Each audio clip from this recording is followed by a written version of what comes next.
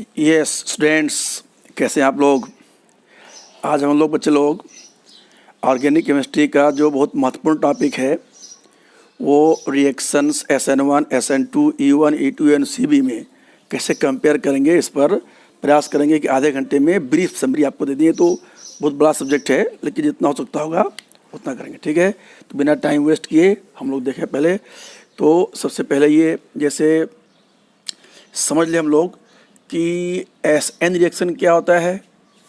ये होता है जैसे कि कोई लिविंग ग्रुप है, क्लोराइड है, यानी ये लिविंग ग्रुप है। इसमें हेलोजन्स हो सकते होंगे, बहुत आप देखेंगे लिविंग ग्रुप में क्या क्या होंगे। अरे भाई, टोसाइल ग्रुप है, मेसाइल ग्रुप है, CF3 है, OCOCH3, ये सब तमाम लिविंग ग्रुप्स हैं, ठीक है। Halogens are the simplest and best one, याद रखेंगे। आयोडीन सबसे अच्छा लिविंग ग्रुप है, फिर ब्रोमीन, फिर क्लोरीन, और जो फ्लोरीन है ये very very poor leaving group है। इसको आप ध्यान में रखिएगा, राइट। अब आया सवाल ये कि तो ऐसा होता है, क्या रिएक्शन है, बहुत सिंपल है। कैसे भाई, देखो मान लो ये RH है और न्यूक्लियोफाइल ले आए। न्यूक्लियोफाइल हो सकता है अधिकतर केस में नेगेटिव है, होता है न्यूट्रल हो, जैसे अमोनिया, उस पर हम देंगे अभी। तो न्यूक्लियोफाइल X को रिप्लेस कर दे, यानी ये हट जाए और ये अटैक कर दे, ये इस पर अटैक कर दे, तो ये हो जाए RNU और ये X माइनस। तो इसी में अगर रेट मिलता है K into substrate into nucleophile, यानी दोनों के कंसंट्रेशन डिपेंड करता है। अगर जैसे न्यूक्लियोफाइल का डबल कर दें तो रेट डबल हो जाए, सबस्ट्रेट डबल कर दें तो रेट डबल हो जाए, दोनों अगर करता है तो ये आर्डर हो गया 1 + 1 2, तो इसी को बोलेंगे SN2 रिएक्शन। और सपोज करो कि कहीं ऐसा आता है R = K, जिसमें कि न्यूक्लियोफाइल पर डिपेंड ही न करे, यानी न्यूक्लियोफाइल के जीरो आर्डर पर हो। न्यूक्लियोफाइल ने डबल किया, नो इफेक्ट, हाफ किया, नो इफेक्ट, लेकिन सबस्ट्रेट को डबल किया, रेट डबल, हाफ किया, रेट हाफ, समझ गए। तो इसको बोलते हैं SN1 substitution nucleophilic unimolecular reaction, right. And what about E reaction. तो जैसे मान लो अगर आपने ले लिया RCH, यहाँ ले लिया H, ये ले लिया CH2 और ये ले लिया Cl, तो यहाँ से अगर HCl हट जाए, जो कि आप जानते हैं एल्कोहलिक KOH ये काम करता है, तो ये RCH डबल बॉन्ड CH2, इसको बोलते हैं एलिमिनेशन रिएक्शन E। इसमें भी तो ये कैसे हटेगा, एल्कोहलिक KOH बेस है, यानी इसका RO-K+IT क्वेश्चन है ये, इससे रियल बेस पोटेशियम अल्कोक्साइड, ठीक है। अल्कोहल लेंगे, KOH लेंगे, बहुत कम बनेगा, लेकिन ये यूज होगा फिर बनेगा, समझ गए इसमें।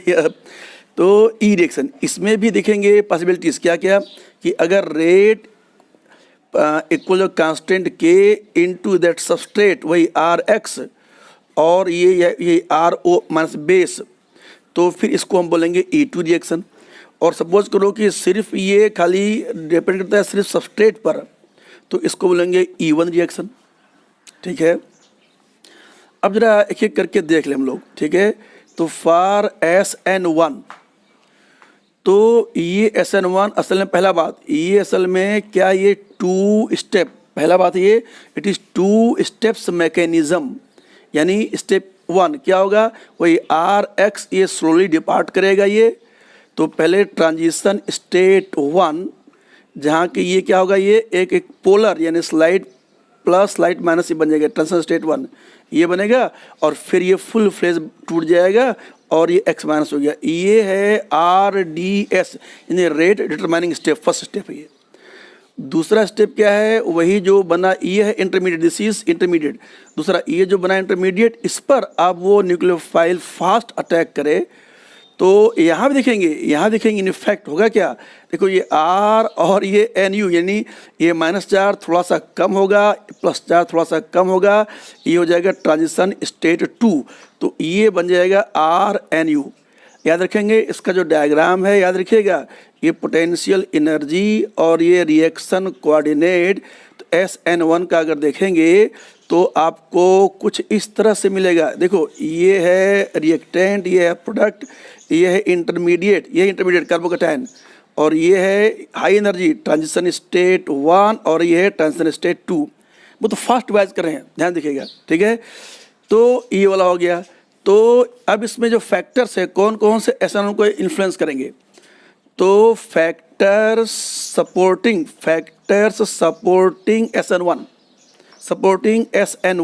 SN1 कौन करेंगे सपोर्ट, ये हम जरा देख लें SN1 को कौन करें सपोर्ट।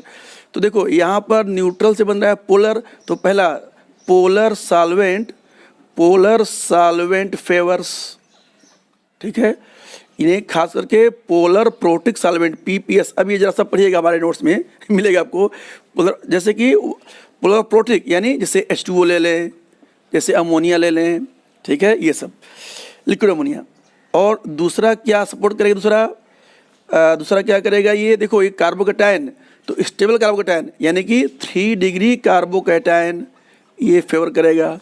और कुछ और हैं जो हर जगह काम करते हैं, क्या, जैसे R जो हर जगह काम करेगी, जैसे R और ये बेंजिल ले लें यानी PHCH2Cl, तो ये भी अच्छी तरह बिहेव करेंगे। इसी तरह से मिथाक्सिल ले लें अगर ये CH3OCH2Cl, ये भी काम करेंगे। और एलिल CH2CH2Cl, ये लोग रामविलास पासवान हैं, यानी ये SN1 में भी वहाँ भी टॉप पर जाएंगे, SN2 वहाँ भी टॉप पर जाएंगे, ठीक है, इनकी कहानी अलग है, ठीक है। ये हमने 2 बता दिया, पोलर में पोलर प्रोटिक सॉल्वेंट, और 3 डिग्री जितना होगा, जितना हैवी होगा उतना ही काम करेगा, राइट।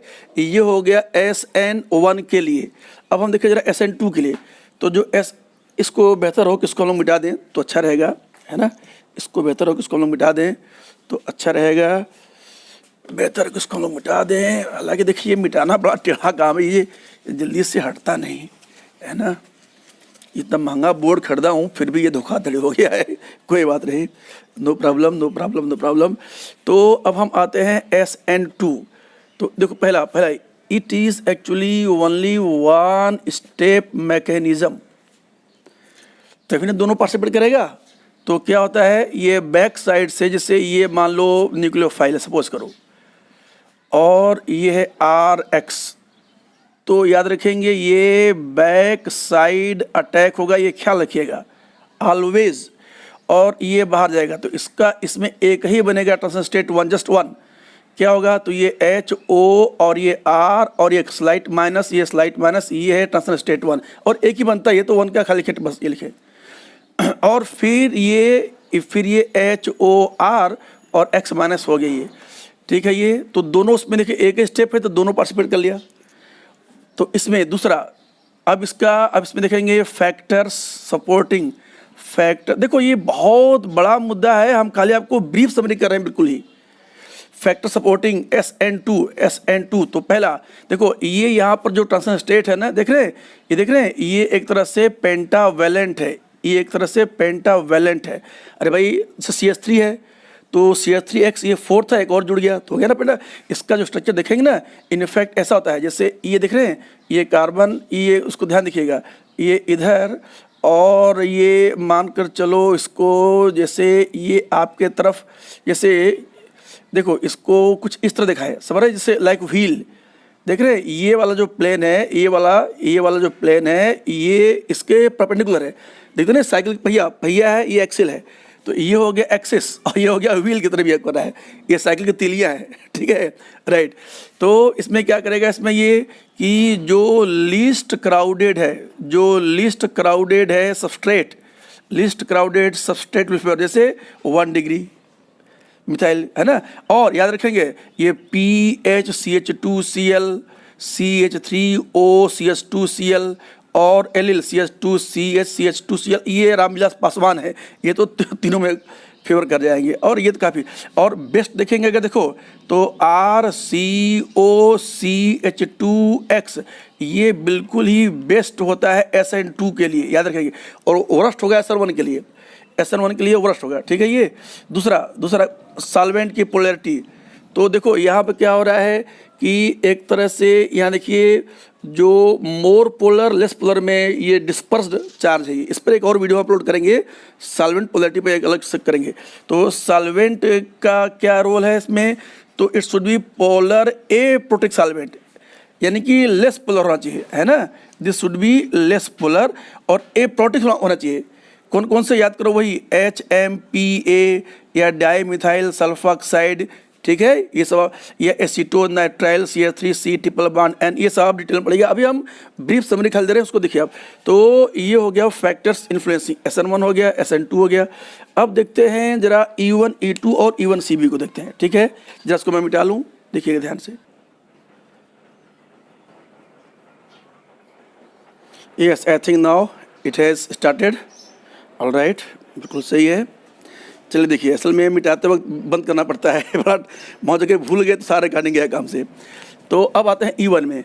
तो देखिए, याद रखिए एलिमिनेशन का जो E1 प्रोसेस है ये भी 2 स्टेप्स प्रोसेस है, लाइक SN1। इसलिए जहाँ भी SN1 होगा इसलिए दोनों एक साथ चलते हैं। मतलब क्या, यानी SN1 and E1 both will be present parallelly. ये रूल ऑफ थंब है, हो गया होगा।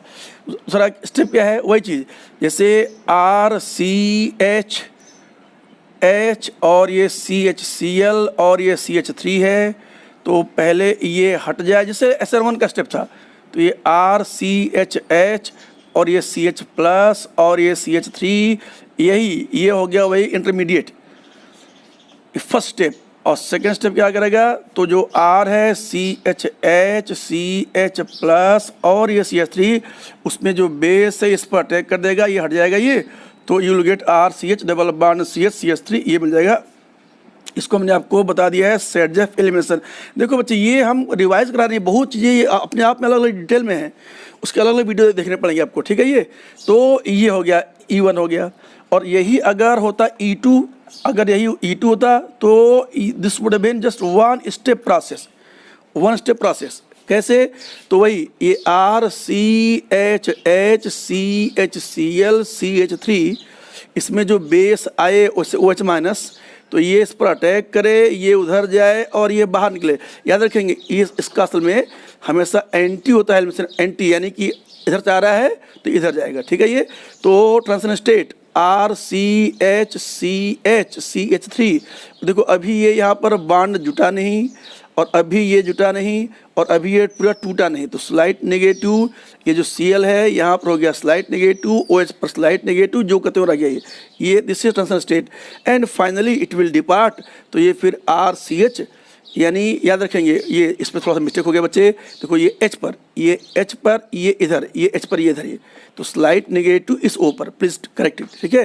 तो RCH डबल बॉन्ड CH3, ये बन जाएगा फाइनल प्रोडक्ट। ये हो गया E1 E2।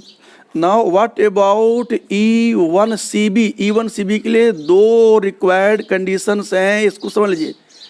सबसे पहले कि एसिडिक अल्फा हाइड्रोजन, अभी बताता हूँ, और दूसरा है वेरी पुअर लिविंग ग्रुप।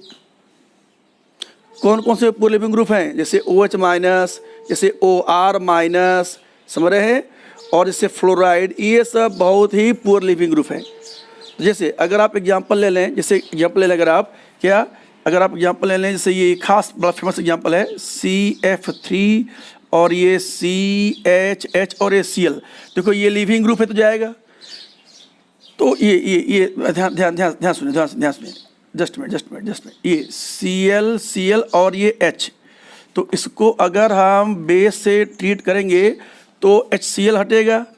तो H क्यों, क्योंकि फ्लोरीन तो भाई वीक पूरा लिविंग ग्रुप है, ये H जाएगा ये, और इस पर कोई Cl है नहीं, समझ गए।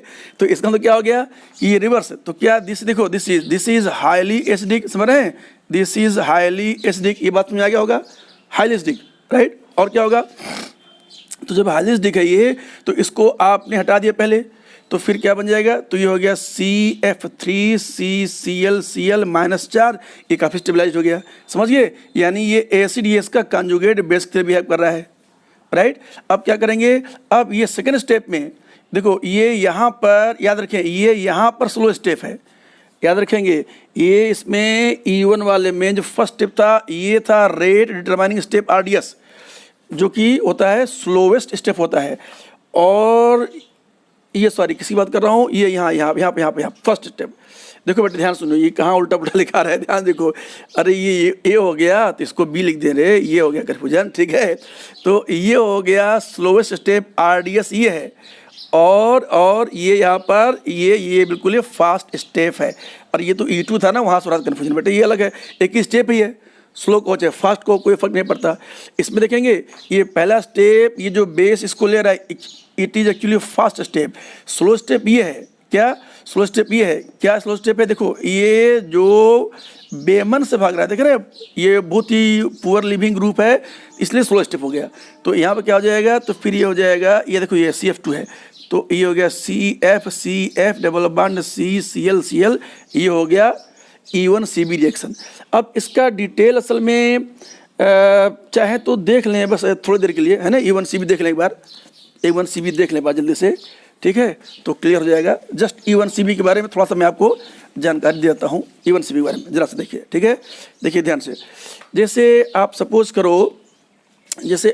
करो यानी दिखता है काइनेटिक्स, तो वही एग्जाम्पल फिर से देख लें, CF और ये CCl और H, और ये मान लो OH माइनस ये रिएक्ट किया, जैसे मान लो स्ट्रॉन्ग बेस है RO माइनस, तो ये रिएक्ट किया और ये इसको ले लेगा और ये धरिए, तो ये फास्ट इक्विलिब्रियम है ये, तो ये FCF यानी ये वाला फास्ट इक्विलिब्रियम रिएक्शन है ये, और ये हो गया F और ये CCl और ये हो गया -4, ठीक है। ये जो सेकेंड स्टेप है, यानी याद रखिए, यानी इसका अगर हम KC निकालेंगे, अगर इसका हम KC निकालेंगे, अगर KC, तो क्या हो जाएगा, यही जो कॉन्जुगेट बेस, ये जो कॉन्जुगेट बेस है, ये डिवाइडेड बाई क्या करेंगे बताना भाई, ये जो सब्सट्रेट है, सब्सट्रेट और इनटू ये जो बेस है, ठीक है, ये दिखेगा, इसको याद रखिएगा KC। अब ये हो गया first step. Now coming to second step. Second step क्या होगा, वही जो स्लो स्टेप है, तो FCF और ये CCl ये -4, अब यहाँ अटैक कर रहा है, ये बाहर जा रहा है, दिस इज स्लो स्टेप, तो ये हो गया फिर FCF और क्या बन गया, now it is double bond CCl plus F-, ये स्लो स्टेप है। तो इसका जो R है, तो चलो ये रेट का है मान ले K, तो equals to K into conjugate base, देख रहे हैं ये, तो this is called elimination unimolecular in respect to conjugate base, देख रहे हैं, यही RDS रेट डिटरमाइनिंग स्टेप का यही है। लेकिन याद रखें कॉन्जुगेट बेस तो यहाँ पर इंटरमीडिएट है, कॉन्जुगेट बेस तो इंटरमीडिएट है, तो इंटरमीडिएट जो बना अपने से उसको ना तो आप डबल कर सकते हैं ना हाफ कर सकते हैं, तो आपके पास में है नहीं, तो इसलिए वो कहना बेवकूफ़ी होगा, समझ रहे हैं भाई। हमने कहा फर्स्ट ऑर्डर है, इसको डबल कर दें, रेट डबल, तो कैन यू डबल ही डायरेक्टली, नो, वो तो पीछे बन रहा है, इंटरमीडिएट है, समझ गए, ये जो ये इंटरमीडिएट है। तो फिर क्या होगा, तो इसके लिए इसका मतलब क्या होगा, अब हम इसको ज़रा एक्सटेंड करें, इसको हम ज़रा एक्सटेंड कर दें, उनके बच्चों लोग फास्ट चलना पड़ रहा है, असल में मैं ही मिटा रहा हूँ, मैं ही रिकॉर्डिंग कर रहा हूँ, मैं ही लिख रहा हूँ, मैं ही सारा काम कर रहा हूँ, 1 मैन ऑर्गेनाइजेशन काम हो रहा है, ठीक है। चलो देखो, तो अब यहाँ पर क्या होगा, यानी rate equals to K into conjugate base, ये हो गया फर्स्ट। तो अब यहाँ देखिए, इस वाले से देख पा रहे हैं ये कि conjugate base from first equation is equal to rate constant equilibrium constant KC into ये है सबस्ट्रेट। अच्छा जरा याद रखना बेटे, ये यहाँ पर और क्या बनेगा, ये बनेगा ROH, तो ये तो सॉल्वेंट है, तो सॉल्वेंट तो हमेशा होता है एक्सेस में, तो ये तो अपीयर करता नहीं, इसलिए यहाँ पर हमने सॉल्वेंट को नहीं रखा, याद रखो, ठीक है ये राइट।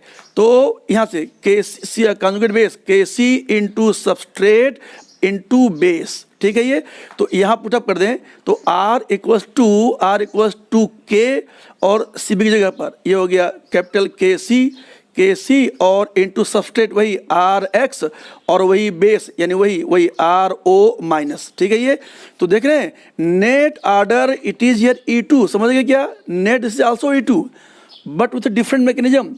क्यों, यहाँ पर पहला स्टेप वर्क कर रहा है एज एन एसिड, यानी पहले जैसे H+ प्ले हटा दे रहा है पहले, ठीक है ये।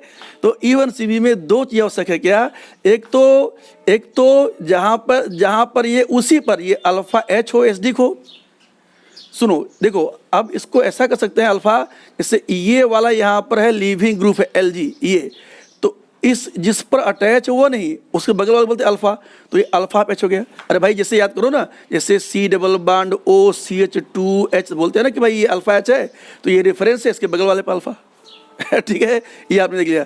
तो ये इसमें आपने दूसरा क्या चीज़ है, इट मस्ट है पुअर लिविंग ग्रुप। मान लो अगर स्ट्रांग लिविंग ग्रुप होता ना तो पहले वो भाग जाता, तो फिर E1 चलाता, ये एक साथ जाते आना जाना तो E2 होता है। ठीक है, इतना आपने देख लिया।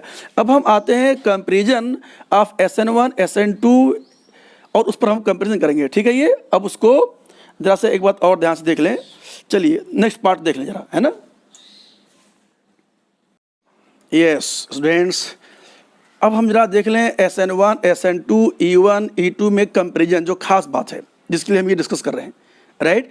तो सबसे पहले हम जरा से एक कैटेगरी कर लें। पहले क्या, पहले कैटेगरी पहला देख लें कि poor base and poor nucleophile. याद रखेंगे जो बेस है जैसे B-, वो एसिडिक, वो कोई भी यहाँ मतलब XYZ कोई भी ग्रुप है, तो ये अगर एसिडिक H है, इस पर ये अटैक करता है तो फिर ये क्या करेगा, ये BH ले लेगा, BH ले लेगा यहाँ पर, ये BH यहाँ पर ये ले लेगा और ये Z- अलग हो गया। तो कितना स्ट्रांग बेस है, जितना Kc ज़्यादा होगा, जितना Kc जितना ज़्यादा होगा, more stronger this is the base. यानी बेस का क्या है, अटैक ऑन H। वही बेस, देखिए बड़ी मजे की बात है, वही बेस अगर कहीं ऐसा कार्बन पर अटैक करे जहाँ कोई लिविंग ग्रुप हो, चाहे SN1 चाहे SN2 जैसे भी, तो अब ये जो बना तो इसी को हम बोलेंगे यहाँ पर न्यूक्लियोफाइल। समझ गए। न्यूक्लियोफाइल क्या है, वही इलेक्ट्रॉन रिच स्पेसी कार्बन पर अटैक करे और वही इलेक्ट्रॉन रिच स्पेसी अटैक करे हाइड्रोजन पर। तो H पे अटैक किया तो ये बेस, C अटैक किया as a nucleophile. Simple definition, ठीक है। बहुत ज़्यादा नहीं है। और ये जो न्यूक्लियोफिलिसिटी है ये काइनेटिक पैरामीटर है, यानी कि हाउ फास्ट हाउ स्लो। और जो बेसिसिटी है ये थर्मोडायनेमिक पैरामीटर है, यानी how much Kc is higher, यानी इक्विलिब्रियम कांस्टेंट कितना ज़्यादा है। ठीक है, ये हमने आपको बता दिया। तो जो poor leaving group, poor nucleophile का जो एग्जाम्पल, तो ये क्या है, ये दे आर सिंपली सॉल्वेंट, जैसे H2O ले लें, और जैसे ईथर ले ले, R ले ले, जैसे एल्कोहल ले ले, ROH, ये आ गया पुअर बेस, पुअर न्यूक्लियोफाइल। ठीक है, कैटेगरी नंबर 2 आप देखेंगे पुअर न्यूक्लियोफाइल, वहाँ पे poor nucleophile but good base. तो जानते हैं बेस से, देखो न्यूक्लियोफाइल के लिए स्टेरिक फैक्टर, देखिए बच्चे, न्यूक्लियोफाइल के लिए स्टेरिक फैक्टर बड़ा होता है महत्वपूर्ण, और बेस के लिए स्टेरिक फैक्टर महत्वपूर्ण नहीं होता। क्या नोट किया आपने, फॉर न्यूक्लियोफाइल, इसको नोट कर लें, steric factor is very important. And for base electron density is prime factor. जैसे याद रखो, जैसे 3 डिग्री वाला अमीन R3N ये स्ट्रांगर था अमोनिया से, जरूर स्टेरिक कुछ होगा लेकिन उतना बेस के लिए, यानी कि जो बेस है it is not as much steric sensitive as compare to that nucleophile. ठीक है, ये तो न्यूक्लियोफिलिसिटी के लिए तो गुड बेस, यानी यहाँ पर कौन से होंगे, ये सब के सब हिंडर्ड बेस होंगे, जो भारी भरकम होंगे, यानी जो बल्कि बेस होंगे वो सब होंगे। कौन से होंगे बल्कि बेस, क्या होंगे, जैसे याद रखो पोटेशियम, टर्शियरी, ब्यूटाक्साइड, ये सभी को एग्जाम्पल बिल्कुल जुबान पे होगा। देख रहे कितना भारी भरकम है ये। ऐसे ट्राई इथाइल अमीन यानी ET, NET और ये ET, देख रहे हैं कितना भारी भरकम है ये। और क्या है, और क्या साथ में क्या है, LDA, ये बड़ा महत्वपूर्ण है। LDA मेरे ख्याल से शायद आपको यहाँ दिख जाए, ये देखो, लिथियम डाई आइसोप्रोपिल एमाइड। देखो ये है आइसोप्रोपिल नाइट्रोजन, ये है आइसोप्रोपिल और ये है एमाइड, और ये हो गया लिथियम प्लस। याद रखो NH3 ammonia, NH2- amide, NH2- इमाइड, N3- nitride, NH4+ ammonium. ये सब वीडियो को आप रिपीट करके सुनिएगा तो समझ आएगा। ठीक है, ये तो ये हो गया स्ट्रक्चर LDA का, हिंडर्ड बेस है, देख रहे काफ़ी भारी भरकम है ये। तो ये यहाँ पर आ जाएगा।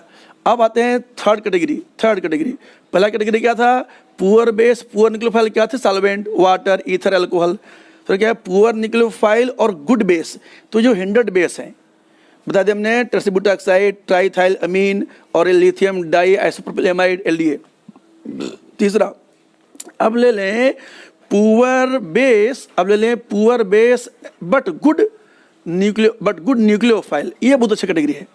इसमें क्या क्या है? जैसे साइनाइड है, देखो ये साइनाइड इसमें आता है टॉप कैटेगरी पर। साइनाइड हो गया, और क्या हो गया? SH हो गया, और क्या हो गया? SR हो गया, यानी थायो कंपाउंड्स SR हो गया, ठीक है। इसी तरह से आप देखेंगे तो ये आ जाएगा CH3COO- हो गया, आयोडाइड हो गया, जो यानी कि गुड न्यूक्लियोफाइल है लेकिन पुअर बेस है। और क्या हो जाएगा? Azide, N double bond N -4 +4 -4 ये हो गया। और NCS, N double bond C double bond S -4 N पर S पर होगा, ठीक है। ये सब क्या है? पुअर बेसेज हैं लेकिन गुड न्यूक्लियोफाइल हैं। इनको आप याद रखिएगा, बहुत अच्छा है। और लास्ट कैटेगरी है क्या? Good nucleophile and good base, यानी स्ट्रॉन्ग न्यूक्लियोफाइल स्ट्रॉन्ग बेस। तो इसमें कौन कौन से आ जाएंगे? इसमें आ जाएंगे वही OH- या OR- या NH2- या 2 degree basis RNR 2 degree base ले लें, 2 डिग्री बेस ले लें, खास करके जब ये स्मॉलर ग्रुप्स जैसे कि ये मिथाइल हो या इथाइल हो, यानी छोटे छोटे हो, यानी हिंड्रेंस ज़्यादा ना हो, तो ये भी गुड न्यूक्लियोफाइल गुड बेस में ये भी आ जाएगा, ठीक है। अब आता सवाल ग्वानिडीन। तो भैया आप ग्वानिडीन को इसी में रखिए मेरे हिसाब से, NH2C डबल बॉन्ड NH2, इस पर मैं रिसर्च कर रहा हूँ। ग्वानिडीन, इसको भी आप गुड न्यूक्लियोफाइल गुड बेस में रखिए ग्वानिडीन को, ठीक है। और कहानी तो ये हमने आपको इतना बता दिया कि कैसे इसमें देखिए। अब हम आते हैं कि E1 E2 SN1 SN2 में कंपेरिजन, ठीक है। इसको जरा मिटा रहा हूँ, अब ध्यान से देखिए। हाँ देखिए साथियों, अब आप लोग मेरे ख्याल से चालू हो गया, देख लो भैया ने स्टार्ट हो गया, नहीं सारे खेगा पानी फिर जाएगा, राइट। देखिए एक चीज़ समझ लीजिए कि एलिमिनेशन के लिए जो फैक्टर सपोर्टिंग एलिमिनेशन के लिए जो सपोर्टिंग फैक्टर्स ये 3 हैं। सबसे पहला है हाई टेम्परेचर, याद रखेंगे रूम टेम्परेचर भी, यानी कि जो 25 डिग्री सेल्सियस है इसको भी हाई टेम्परेचर ही मानते हैं। और इससे देखो तो और क्या बात है, और अच्छी बात है ये। दूसरा हो गया इसमें हिंडर्ड सबस्ट्रेट। दूसरा हो गया हिंडर्ड सबस्ट्रेट, जैसे 3 डिग्री एल्किल हैलाइड है, 3 डिग्री एल्किल हैलाइड है, समझ रहे हैं। ये जो भारी भरकम हो, तो भीड़ भाड़ हटाना, छोटा परिवार सुखे परिवार ठीक है। और तीसरा क्या चीज़ है? तीसरा स्ट्रांग बेस और प्रीफरेबली अगर ये भी हिंडर्ड है तो और क्या पूछना, ठीक है। ये 3 कंडीशन जहाँ है तो एलिमिनेशन गारंटीड है, ठीक है। ये बात समझ आ गया।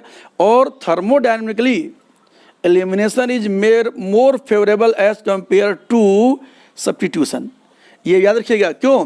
क्योंकि जो डेल्टा जी ये निगेटिव होता है किसके लिए? एलिमिनेशन के लिए। तो इसीलिए जरा सा अगर टेम्परेचर हाइयर है तो फिर वो फेवर कर जाता है। इस पर एक और वीडियो बनाएंगे, अब दिखेगा, राइट। अब हम जरा सा देख लें, अब हम बना रहे हैं, बहुत फास्ट करेंगे कंपेरिजन, बिल्कुल सामने देखिएगा, बहुत फास्ट करेंगे कंपेरिजन, ठीक है। SN1 अब हम जिसके लिए इतना मीटिंग किए, अब ये समझ में आना आपको चालू हो जाएगा। क्या? देखिए, तो आप ग्रुप बना लें, पहले ले लें CH3Cl यानी कि मिथाइल। दूसरा ले लें ये RCH2Cl यानी कि 1 डिग्री सबस्ट्रेट एल्किल हैलाइड को ही ले रहे हैं हम यहाँ पर as a base, as a role model, है ना। हैलाइड को ही ले रहे हैं एज ए रोल मॉडल, तो आप समझिएगा इसको, ठीक है। देखिएगा, और दूसरा हम ले रहे हैं RCHRCl यानी ये 2 डिग्री, ठीक है। और लास्ट में ले रहे हैं थर्ड वाला, तीसरा ले रहे हैं लास्ट में, क्या? ये RCR, ये R और ये Cl यानी कि ये 3 डिग्री। तो देखो ये 3 डिग्री एक अकेला दुनिया है, ठीक है। तो ये 2 चीज़ आप ज़रा ध्यान से देखिएगा। सबसे पहला काम, ये जो दोनों हैं, ये जो दोनों हैं, ये दोनों कौन से दोनों, ये यानी कि मिथाइल 1 डिग्री 2 डिग्री, यहाँ पर लिख लीजिए बाई मालिक्यूलर रिएक्शंस ओनली, यानी या तो SN2 होगा, या E2 होगा। मतलब यहाँ पर क्या हो जाएगा, means here is means no SN1 no E1, ठीक है, इन तीनों के लिए, यानी no SN1 and no E1, ये भी आप इसी का लिख लीजिए, ठीक है। आप देखते हैं एक एक करके, और ये जो थर्ड डिग्री है तो लिख लें नो SN2, ये नहीं होगा इसमें, और क्या होगा, यानी E1 पॉसिबल है और SN1 पॉसिबल है और E2 पॉसिबल है, SN2 नहीं होगा। देखो कि बिल्कुल समरी, एकदम ब्रीफ समरी दे रहे हैं, बहुत खटाखट समझ में आपको आएगा। अब देखिए, तो मिथाइल है, इसमें तो no question of elimination at all, तो ये सिर्फ SN2 ओनली, इसके अलावा कोई इसकी पॉसिबिलिटी नहीं है ठीक है। और 1 डिग्री अगर देखेंगे तो दिस इज मेनली SN2,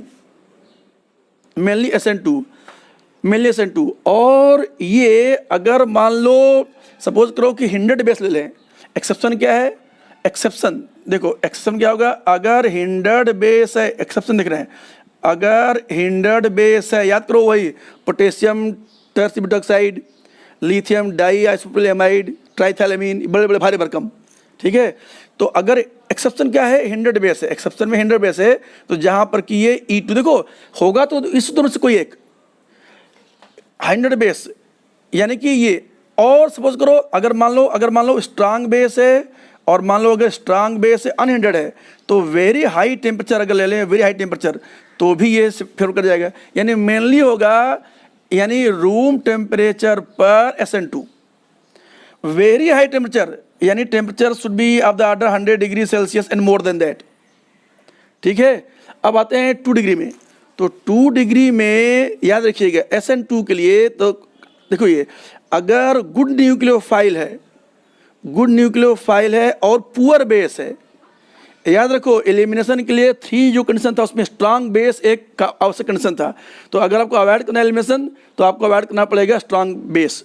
तो गुड न्यूक्लियोफाइल पुअर बेस क्या था एग्जाम्पल याद करो याद है, साइनाइड वाला याद करो, साइनाइड, आयोडाइड और CH3COO माइनस और N3 और NCS याद आ गया बच्चे लोग, और SH-, ये सब चीज़। अच्छा रुको, एक चीज़ मैं जरा समझा दूँ, जरा यहाँ देखिएगा, मेरे ख्याल से समझ जाएंगे, देखिएगा, जैसे ROH अगर ब्रेक करे RO- और H+, और RSH ब्रेक करे RS- और H+, बताना दोनों में कौन स्ट्रांगर एसिड है हो गया कंफ्यूज, ये है स्ट्रांग एसिड। क्यों? जो कंजुगेट बेस है वो सल्फर है, सल्फर की इलेक्ट्रॉन अफिनिटी ज़्यादा है O से, तो इलेक्ट्रॉन को ज़्यादा होल्ड कर सकता है ये, इसलिए इन दोनों के कंपेरिजन में ये स्ट्रांग एसिड है और ये रिलेटिवली वीक एसिड होगा। यानी अगर हम देखेंगे बेसिक पावर याद रखो, यानी कि ये अगर देखो इनमें अगर ये एसिडिक स्ट्रेंथ है तो ये वाला हो जाएगा बेसिक। ध्यान देखिए बेटे, ये अगर स्ट्रांग एसिड है, देख रहे हैं ये, और ये यहाँ पर वीक एसिड है, तो स्वाभाविक की बात है कि अगर ये वीक एसिड है, ठीक है, तो अब देखो उल्टा हो गया क्या, ये इसको ऐसे देखें, ऐसे ऐसे, ये नीचे नीचे नीचे नीचे नीचे स्ट्रांगर एसिड हो गया, तो ये यहाँ पर स्ट्रांग बेस याद आ गया, तो स्ट्रांग बेस वीक बेस, इसलिए देखो यहाँ पर ये जो SH- है ये वीक बेस पुअर बेस में आ रहा है, राइट।